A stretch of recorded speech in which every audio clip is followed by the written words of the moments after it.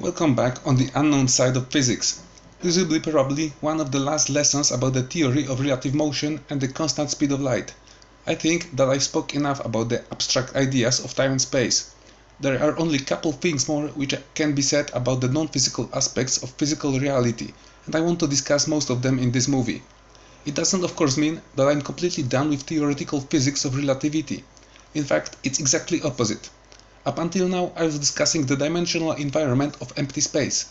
Soon I will have to fill the space with solid matter and try to deal with things like quantum gravity or dark energy, which are considered the holy grails of modern physics. However, to make it possible, I will have to explain why science is still unable to find some basic solutions to all the problems with the mechanics of standard model, and to do it I will have to commit the greatest of all sins in theoretical physics.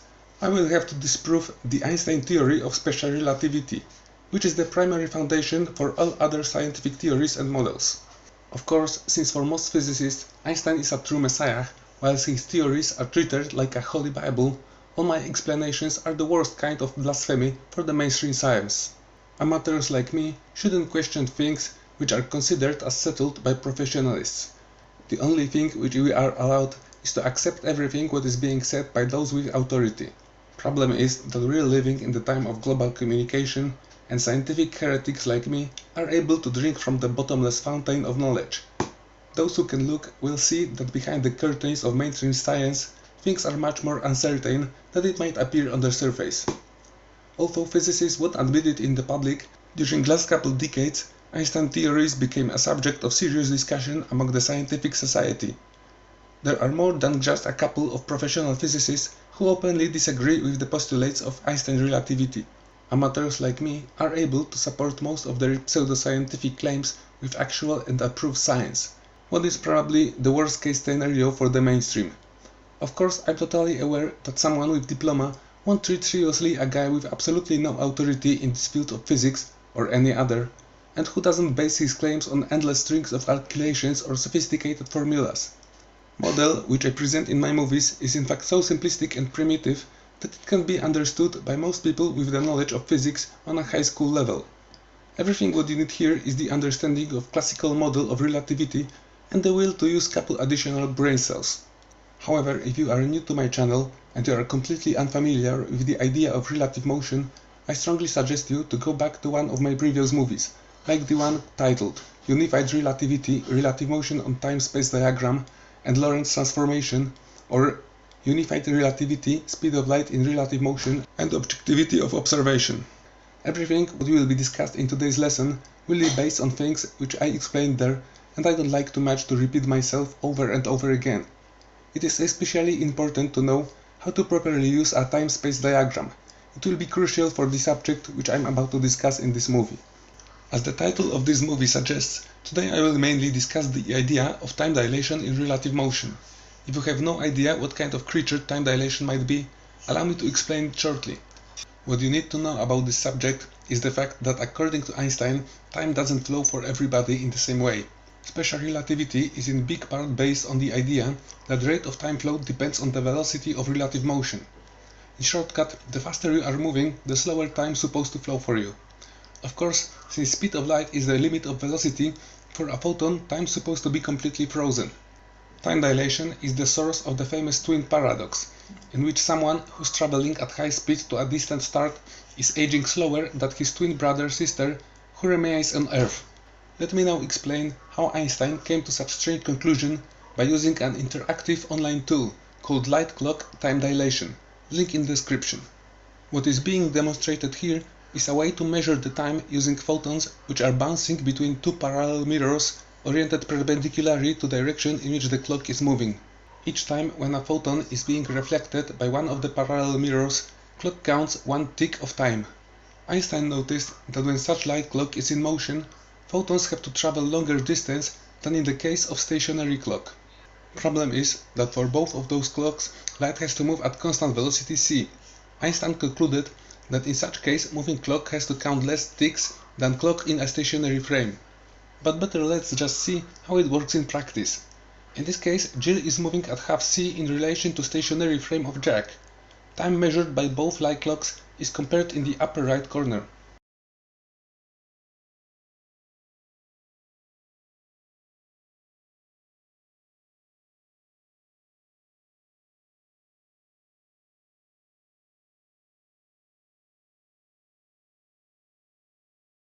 But to get a better picture, let's now see what will happen when Jill will be moving at 99% of c.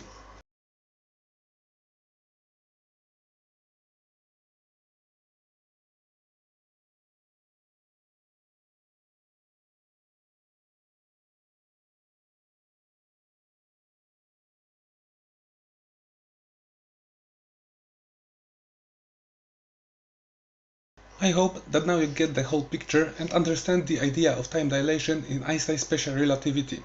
If so, then better don't flatter yourselves too much, as now I will completely destroy the whole ridiculous idea of time dilation in relative motion. You see, even if on the first sight such explanation of the light cloud scenario could make some sense, anyone who knows the basic of relativity should be able to notice here one small issue.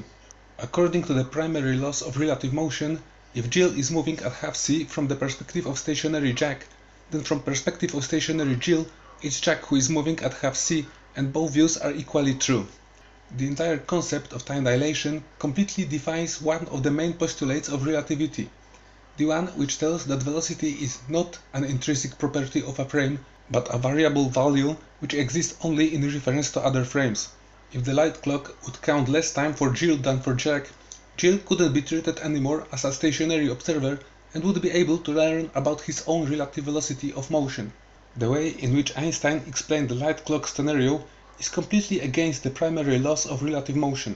I understand that Einstein is considered the greatest mind in history of theoretical physics, but you don't have to be a genius to notice that the concept of time dilation is based on a completely incorrect conclusions. Of course, if I would be a professional physicist and made such claims in public, my scientific career would be most likely over, as those statements undermine the primary foundations of Standard Model.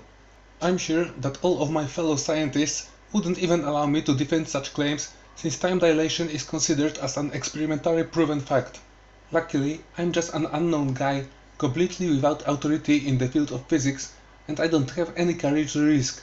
And although I'm just an amateur, I won't argue with things proven by experimental evidence. I will soon discuss those evidences of time dilation, but first allow me to deal with the light clocks. I'm sure that most of professional physicists would be very happy if I wouldn't be able to give any alternative solution to the problem of this scenario. Sadly, I have to greatly disappoint those who stand against anything what might be a threat to the generally approved order. I belong to the worst kind of heretics, who always try finding some alternative way to deal with the problem, which is being discussed. But I'm even worse than that. I'm always looking for the simplest and most obvious solution there can possibly be. In this particular case, I will simply use my 3D simulation and see if there is any other way to explain the problem of light clocks in relative motion. I will use the same scenario which was the primary base for my simulation. That means two objects moving towards each other at 25% of c and a third stationary object placed in the point where motion paths intersect each other in a single dimension of space. Trying to include light clocks in faster than light motion might be too crazy even for me.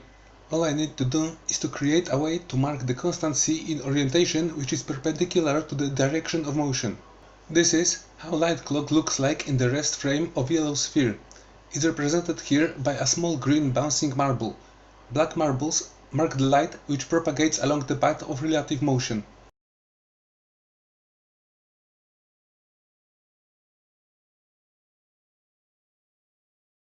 And this is how looks my scenario after I included light clocks in all frames.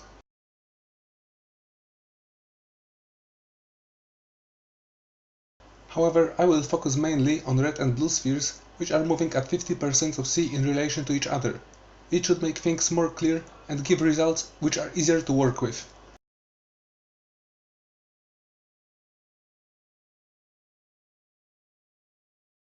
Of course, just as it was predicted by Einstein, photons in the light clock attached to a moving blue sphere pass longer distance than photons in the clock of stationary red sphere, as the path of motion turns from a straight line into a zigzag. And this leads to an invalid result which doesn't agree with the postulate of constant value of c in all frames. Green marble is clearly moving faster than the pulses of light emitted by blue sphere, what is totally against the primary rules in my model of relativity.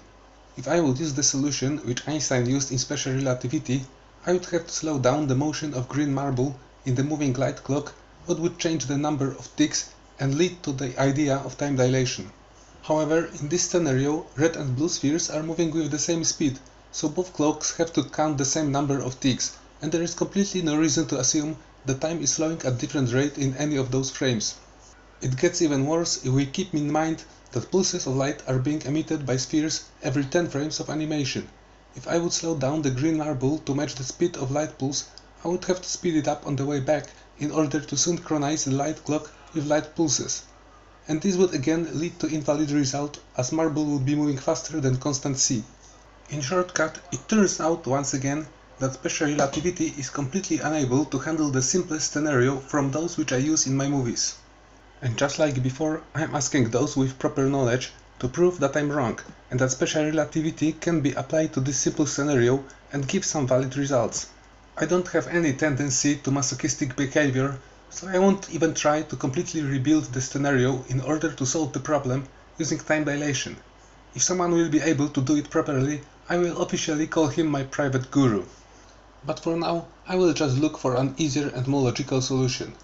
Since I'm a lazy person, I will make the easiest things which can be done and reduce the length of motion path for photons in moving light clock to match the velocity of green marble with light pulse. And this is the result of such operation.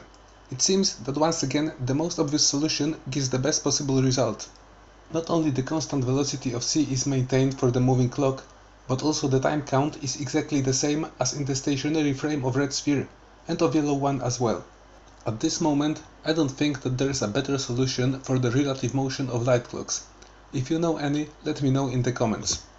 But now we have couple questions to answer. How to explain such solution of the problem? How much shorter is the distance between mirrors in a moving light clock? Is there a formula which allows to calculate it? First question can be answered quite easily. Everything seems to be a result of the well-known Doppler's effect on light. But to answer the second question, I will have to measure the length of motion path, and my 3D software allows it. In my scenario, distance between the mirrors in a stationary frame is equal to 1 space unit. According to simulation, for a light clock which is moving at relative velocity of half c, this distance has to be reduced to 0.86 space units to maintain the constant velocity of light in a moving light clock. But to answer the last question, we will have to learn why we ended up with such unpleasant value, and how to calculate it without the help of simulation. So better prepare, as here comes the real bump.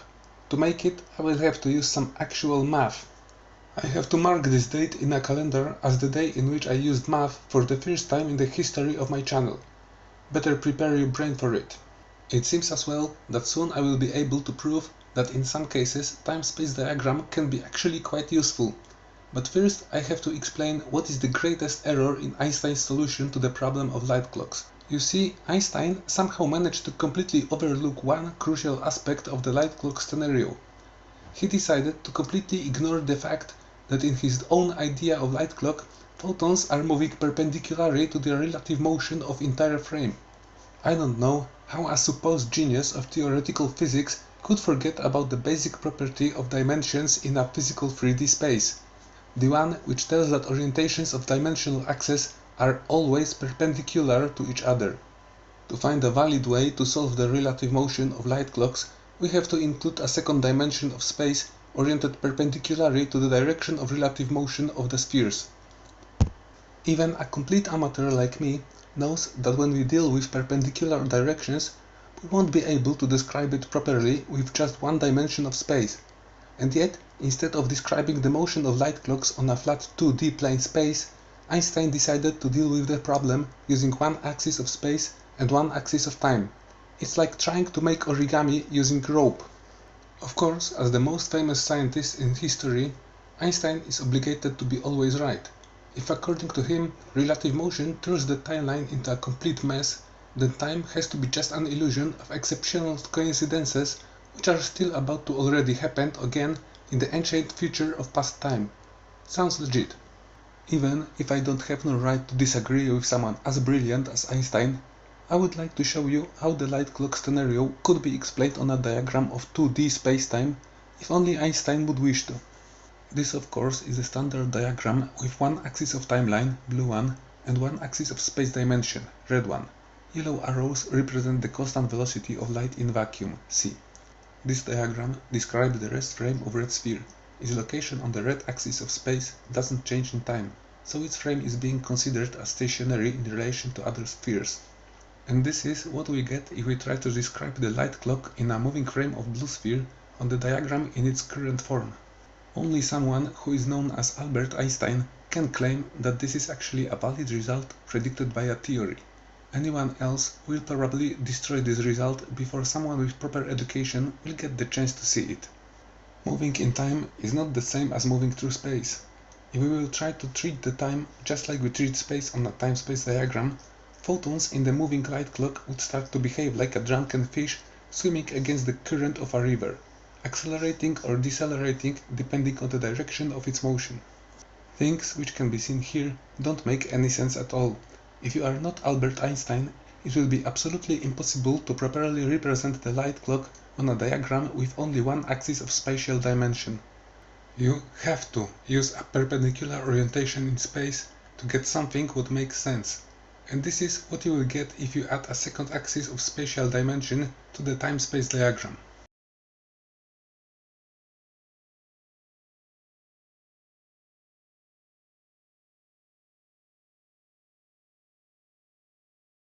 Voila! Now we need only to add an extra pair of light arrows which will be perpendicular to the other two. Just like this. And now we have a diagram of 2D spacetime on which the motion of photons in a moving light clocks can be at last represented in a proper way. White lines show the motion paths of photons in the clocks. Hopefully you will get a better view if we look at the 2D spacetime diagram from a three-dimensional perspective. 2D space is here represented by the grid which is stretched on the floor between red and green axes, while the blue axis of time is directed upwards.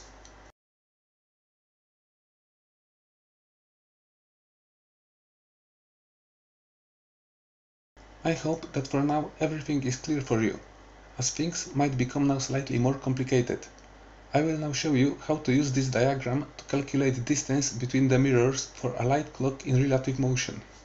But first I need to explain the most crucial difference between the axis of spatial dimensions and the axis of time, and the ways in which we can operate on both of them. The main difference between space and time comes from the fact that distance doesn't have any meaning on the axis of timeline. No matter in which direction of space you will move, time will keep flowing for you at a constant rate of one time unit in one time unit. There is no such thing as distance in time. Here, for example, spheres are stationary in space and pass a shorter distance of time than photons in the light clocks, which are moving along diagonally oriented paths. However, all of them are in fact passing through time at the same constant rate. Here, for example, blue sphere seems to pass much longer path through time than red sphere. However, their motion is in fact taking place in the same period of time, and for both of them, time is passing at the same constant rate. However, in the dimensional space, things are exactly opposite, and distance plays a key role in motion. Motion path, which has a diagonal orientation to the dimensional axis of space, is always longer than path which is parallel to one of those axes. Object which is moving at a constant speed needs more time to pass a longer distance in space. It is especially important for the light propagating in a direction which is not parallel to an axis of space dimension. In this particular example, constant c of photons in a light clock is maintained only in the stationary frame of red sphere, as light is passing there one space unit in one time unit. If we would want to change the orientation of that motion path, we would need to maintain its length, as in any other case, photons in a light clock would have to move at velocities different than c. This means that a pulse of light emitted in all directions from a point source will be always shaped as a sphere in 3D space or a circle on the plane of 2D space. And now try to guess what result will we get if we try to visualize a pulse of light which was emitted by a point source and propagates a circle on the plane of 2D space in a given period of linear timeline. If you don't have no idea what can be expected when you try combining the speed of light with flat 2D space and linear 1D time, don't worry, as it means only that you are probably a normal and average person. But if you manage to guess the answer, then most likely A. You've learned about those things before. B. You have extremely good visual imagination. C. You are an actual genius. D. You are the luckiest bastard on earth. But in any case, don't count on any actual prize. The correct answer is a cone, or to be more specific, light cone, as it is called by physicists. Of course, most of the things which you've just heard are well known even for the mainstream science. If you want to learn more about this subject, simply type light cone in Google and you will find thousands of different results. It seems, however, that up until today there wasn't no one who would get the revolutionary idea of using the light cones to describe relative motion of the light clocks. In such case, I'll begin the revolution. First of all, I need to attach the light cone to the starting position of the blue sphere, as I want to discuss the light clock associated with this frame. And now let's take a close look at the path of photons in the moving light clock and its placement in space in relation to the cone of light emitted by blue sphere.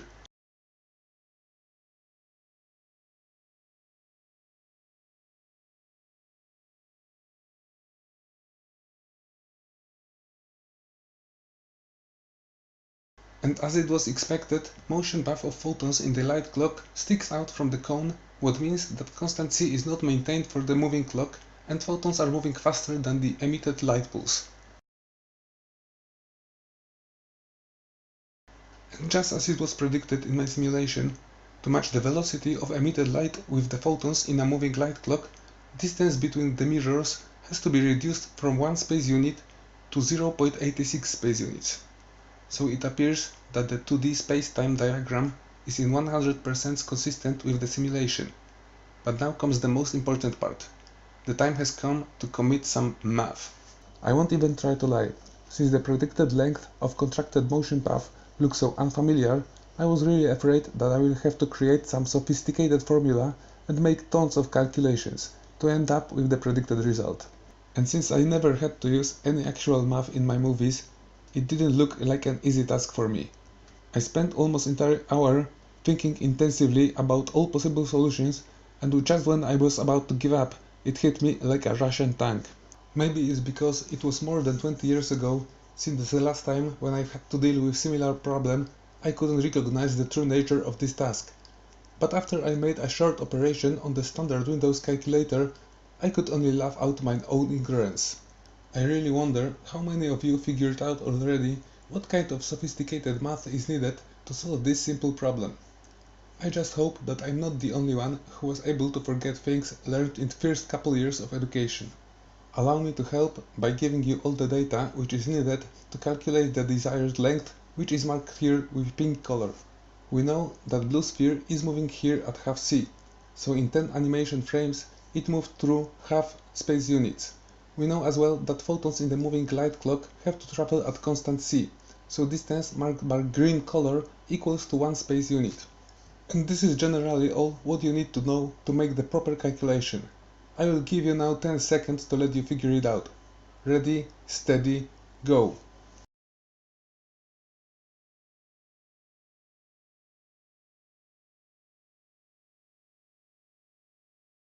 If you still don't know how to deal with this problem, I'm really sorry, but an average 10 years old kid knows more about math than you.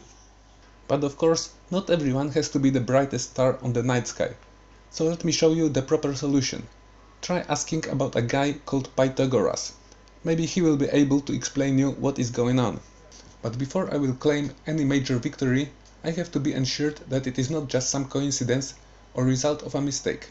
The best way to do it is to use the same procedure for the light clock from the moving frame of yellow sphere and then compare the calculated result with the one predicted by simulation. Yellow sphere is moving here at 25% of c in relation to stationary red sphere, and on the first sight it becomes clear that the length of motion path is reduced much less than for the blue sphere, which was moving 2 times faster. But let the numbers speak for themselves. Just like before, we have to calculate the distance marked with blue color and letter C. Pink line A has 1 space unit of length, while red line B is 0.25 space units long. I will use exactly the same formula as before. C squared equals to A squared minus B squared.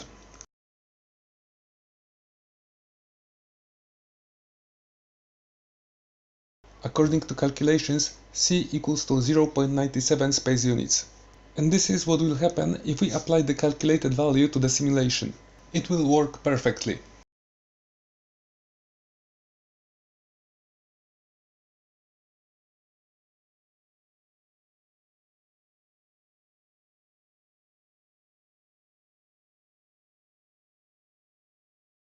I could probably end at this point, but I want to see the results for a light clock which is moving at 75% of C. This is why I've added a fourth sphere which is marked by green color. During 4 time units, green sphere is passing 3 units of space. If you know some basic math, you should know that such object is moving at 75% of C. So now let's look at the representation of a light clock which moves together with the green sphere.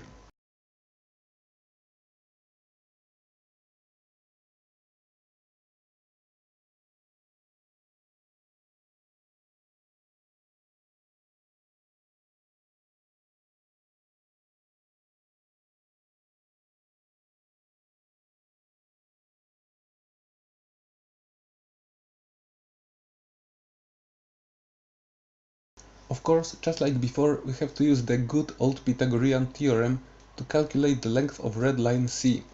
Pink line A is as always 1 space unit long, while black line B has 0.75 space units of length. After a short calculation, it turns out that distance C is equal to 0.661 space units. Let's now use this value in the simulation. This is the calculated distance between mirrors of a light clock which is moving at relative speed of 75% of c. And once again it appears that calculated distance is the correct one.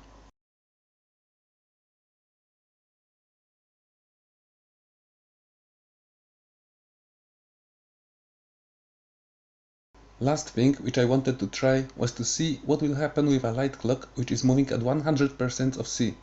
I wasn't actually surprised when it turned out that such scenario can be solved only when the entire perpendicular distance is reduced to zero. In shortcut, speed of light marks the limit of discussed process. I still don't know what might happen with the light clocks in a relative FTL motion, but this is a subject for another movie. I think that now I can indeed call this a major victory. But now let me try to shortly summarize the discussed subject. It seems that my theory of relativity was able to deal with the Einstein concept of light clocks in relative motion in a quite elegant way. In my own and worthless opinion, my solution to this famous thought experiment makes much more sense than the one which was proposed by Einstein. Instead messing with ephemeral and abstract time, constant velocity of light is here maintained by applying a new effect of relative motion to physical space. I've tried to find some publications which could support such solution with official science, but it seems that even if there were some attempts to explain the light clocks with the Doppler's shift, no one didn't come to conclusions which would be similar in any way to those which are presented here. It appears that my solution is in fact so innovative that there is even no term to describe it.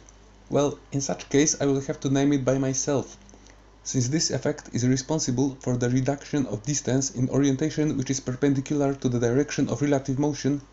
I think that width contraction will be the best term for it. I know, it's not too catchy, but it's still better than space thinner or dimension squeezer. Anyway, in the difference to time dilation from Einstein's special relativity, width contraction allows to maintain the constant speed of light together with constant rate of time flow and the proper order of events in timeline. This is why in my model of relativity, all observers can agree as for the history of experienced events together with all the cause and effects relations. Just like most of other effects of relative motion, width contraction is getting stronger the higher is the velocity of relative motion and reaches its limit at 100% of c, when the width of space is being contracted to zero and stops to exist. At the speed of light, space becomes 1D, with its orientation pointing straight forward in the direction of motion. Width contraction is directly connected with Doppler's effect and can be calculated with Pythagorean theorem. Of course, just like many other aspects of my model, it is completely against the bigger part of special relativity. Einstein's model predicts that due to relative motion, objects will appear to be shorter than they actually are.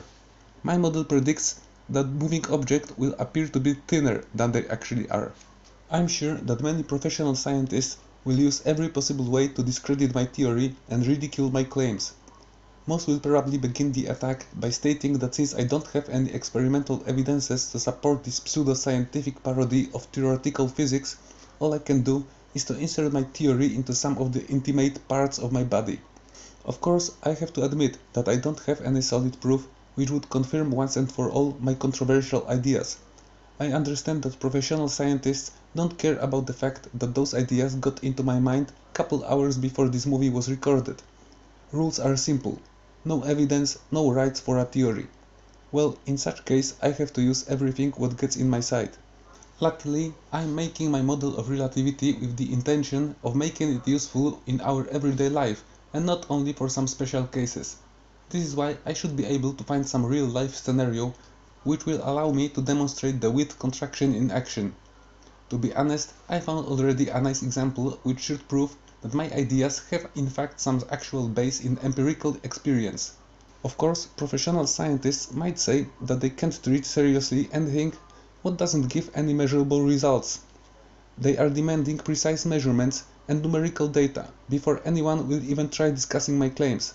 Well, sadly, I don't have my own laboratory or a team of scientists to conduct some serious experiments. All I have at this moment are just couple recordings from YouTube. I will try to discuss my examples in details in my next movie. For now, I want to show you what exactly I'm looking for. The general idea is to prove that due to high differential of relative velocity, fast-moving objects appear to become thinner than the same objects in their own rest frames. This is why I have to use some recordings of objects which are moving with high speed next to a stationary observer, as this is when the difference of velocities is most visible. After a couple attempts, I decided that the best idea will be to use the recording of the fastest train on Earth, the maglev. My first thought was to compare the height width of a stationary train to a moving one, but then I managed to find this movie. Those are the parts of movie which I'm interested in at most.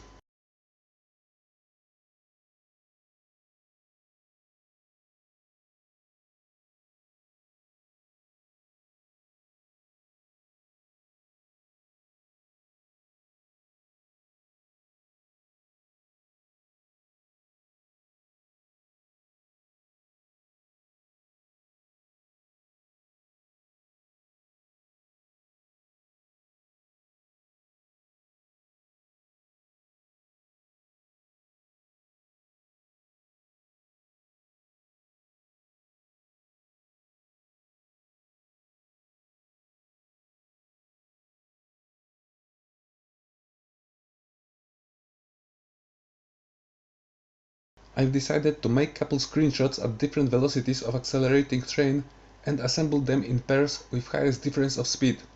Those are the initial effects.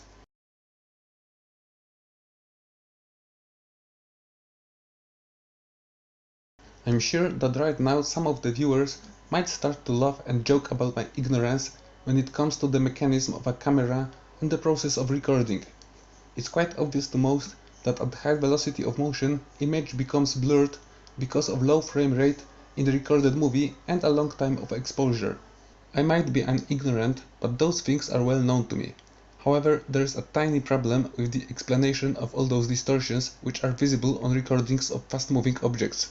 Frame rate and time of exposure might explain why fast-moving objects appear to be elongated on a picture, but they are unable to explain why moving objects appear to be thinner than stationary ones.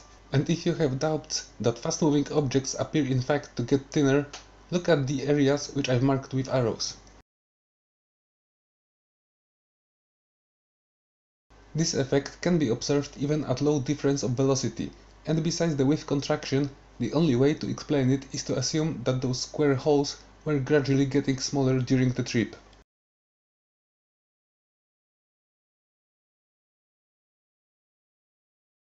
Sure, there might be a dozen of other ways to explain this phenomenon, but the general problem is that although there seems to be quite a lot of image distortions where objects are getting thinner with the increase of velocity, there is not even one where moving objects would appear to get thicker with the growing speed of motion.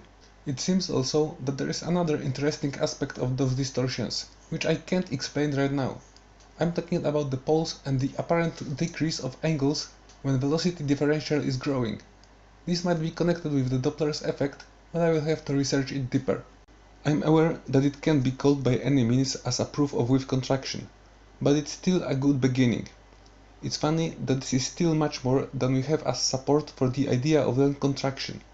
I spent last couple hours looking at distortion which are caused by relative motion and difference of velocities, and I didn't notice even a slightest sign of objects getting shorter due to velocity differential. If anything, then due to the time of exposure, we are observing effects which are exactly opposite to length contraction, as in 95% of cases, fast-moving objects appear to get longer and thinner on the recorded images. I'll show you a couple other examples of distortions in relative motion in the next lesson.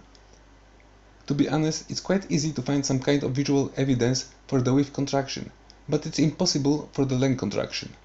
Yes, I forgot that Einstein relativity is far too special to be used in everyday life. Special relativity requires special conditions and works only in special situations, so we won't be able to see its effects in a common scenario which is not special at all. Length contraction requires extremely high velocity to become visible, so maybe there is some particular velocity at which moving objects will start getting shorter instead of longer and thinner as it happens at lower velocities. While velocity grows, objects become very long and thin, but suddenly, puff! Needles turn into a flat plates. Oh wait, it doesn't make sense at all. I think, however, that the idea of wave contraction is significant enough to become the main subject of this lesson. I don't know when I made last time a claim which wouldn't be researched before by professional scientists or supported with official knowledge. I wanted to discuss one more subject during this movie, but once again my plans didn't work. It seems that I won't be able to finish with the speed of light in relative motion as quickly as I would like to. I just hope that the next movie will be the last one as for the foundations of whole existence. Light which shines on empty space seems beginning of all times. But we shall see what will bring the future. Class dismissed.